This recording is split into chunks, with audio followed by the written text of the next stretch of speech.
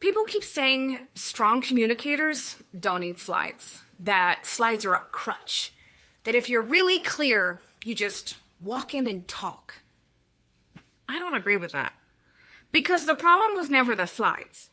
The problem is what most people do before they build them. I've watched brilliant people walk into a room with a perfect deck. Design, data, flow, and lose the whole room completely. And I've watched someone with 6 slides and a clear point hold that same room for an hour. The difference wasn't the number of slides. It's what happened before either of them walked in.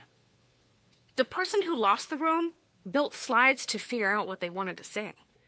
The person who held the room already knew, and the slides supported that clarity. Slides aren't the villain. Unclear thinking before slides is.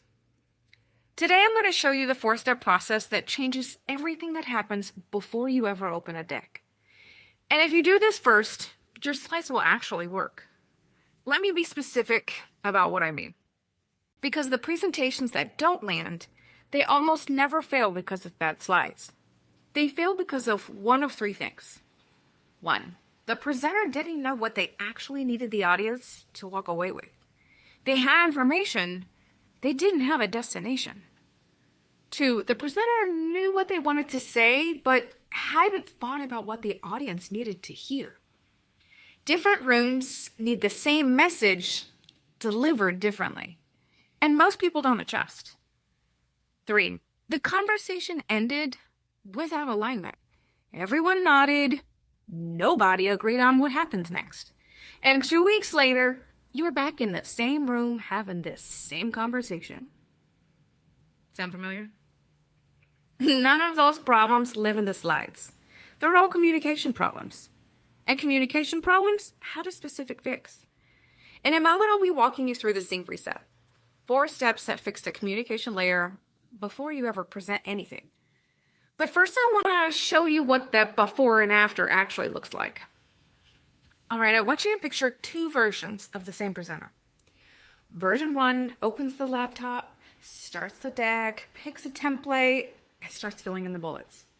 By slide 10, they realize they're not sure what the main point is. So they add more slides to cover their bases. They walk into the meeting prepared, but not clear. They present everything. The room retains very little. Version 2. Before they open anything, they answer 4 questions. What does this audience actually need from this conversation? What do I need them to believe, feel, or do when it's over? Where are the potential gaps between what I'm saying and what they're hearing? How do I close the loop so we leave aligned? Then they build the deck. 6 slides, clean, direct, each one serving the clarity they already have. The slides, they didn't change the outcome. The clarity before the slides did.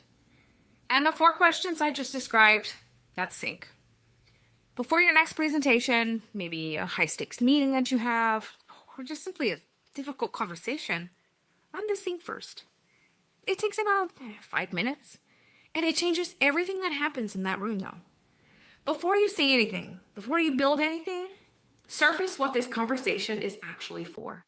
Not what's on the agenda, what's actually at stake for the people in the room. Ask yourself, what does this audience need to walk away believing? Not what do I present, what do they need to receive? This is the shift that separates good communicators from great ones. Good communicators, yeah, sure, they know their content. Great communicators know their audience's context.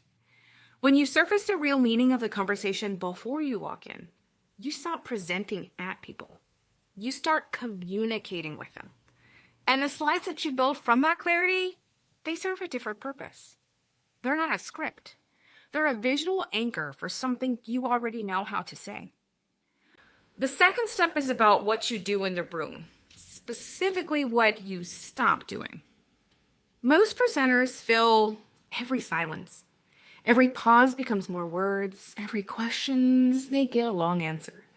Every moment of uncertainty gets buried under more content. Yielding space means pausing before you fill it. Make a point, letting it land, and waiting. This is uncomfortable, especially for high achievers who equate talking with adding value. But here's what the pause actually communicates. Confidence. You're not scrambling. You're not performing. You said what you meant, and you're giving the room space to receive it. Yielding space also means reading the room before moving forward. If people look confused, stop and ask a question. If they're nodding but quiet, ask what they're thinking. The best presentations are conversations, and conversations require space to breathe. Your slides don't create that space. You do. Now, this next one is the most expensive communication failure in professional environments.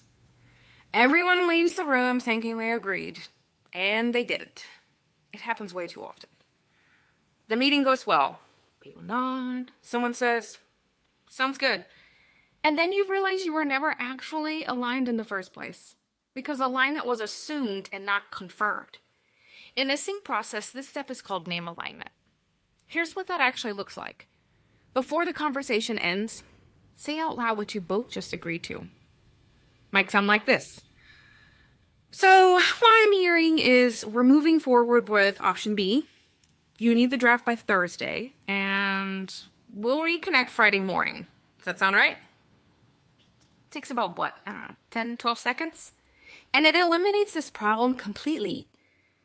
Now, there's no version of this where you both leave with different understandings.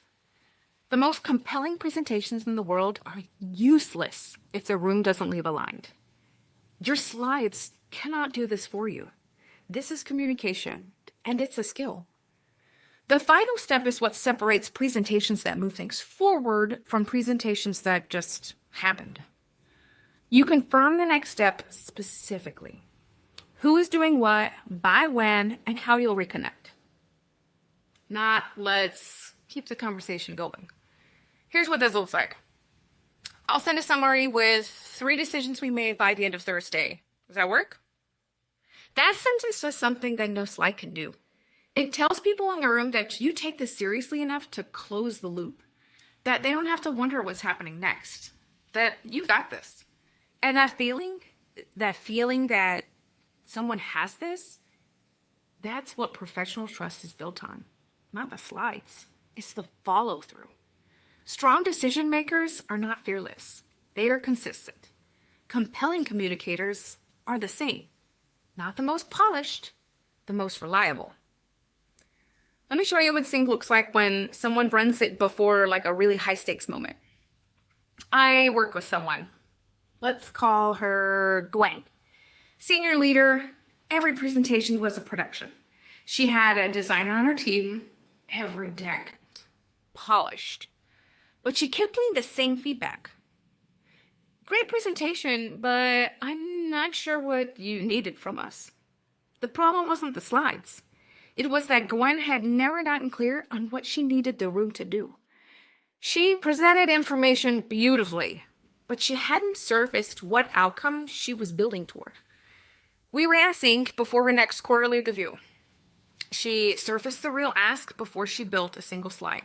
She started planning 2 deliberate pauses where she'd stop and read the room. She named alignment out loud before the meeting ended. She confirmed the next step with a date and an owner.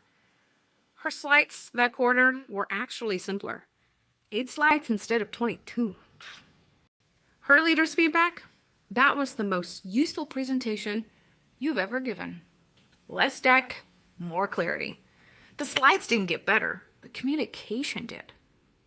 If you want to run sync on your own high-stake conversations, with guided practice scenarios, a communication log, and worksheets for each step, Communication Refined Workbook, that's going to walk you through that full process. I'll link that below. Here's the truth about slides. Used well, they are a powerful communication tool. A visual anchor for a clear idea. A reference point that keeps the room oriented. A way to show data that words alone can't carry. There's nothing wrong with slides. What's wrong is usually them as a substitute for the thinking that should happen before they exist. walking into a room and reading from them instead of talking to the people in it. The CEO who held the room with a whiteboard wasn't impressive because he had no slides. He was impressive because he was clear. And you can be as clear with 6 well-built slides in a room that leaves aligned. That's what sync is for.